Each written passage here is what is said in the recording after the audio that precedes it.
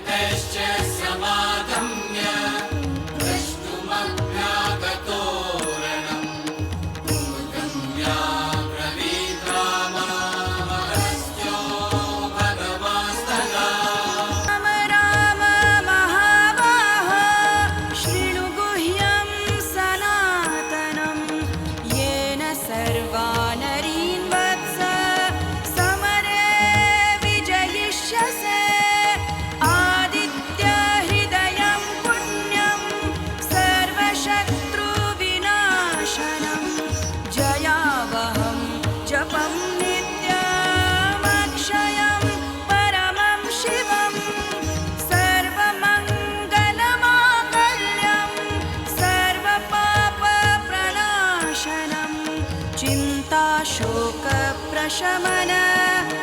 मायुर्वर्धनमुत्तमं रश्मिमन्तं समुद्यन्तं देवासुरनमस्कृतं पूजयस्व विवस्वन्तं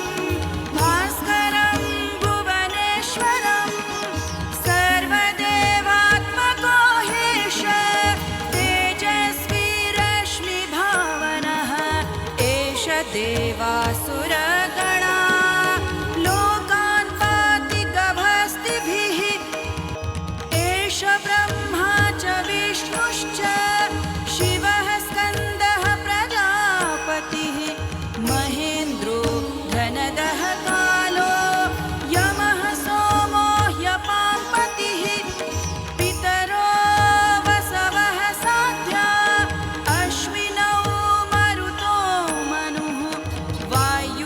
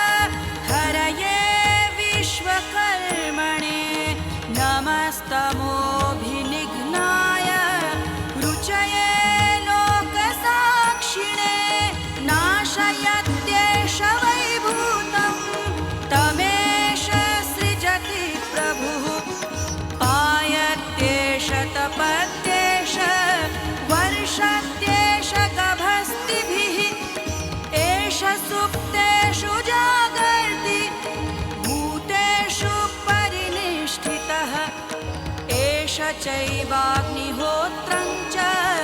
फलं चैवाग्निहोत्रिणां देवाश्च क्रतवश्चैव क्रतूनां फलमेव च यानि कृत्यानि लोकेषु सर्वेषु परमप्रभुः एनमापत्सु कृच्छ्रेषु कान्तारेषु भयेषु च कीर्तयन् पुरुषः कश्चिन्नावसीदति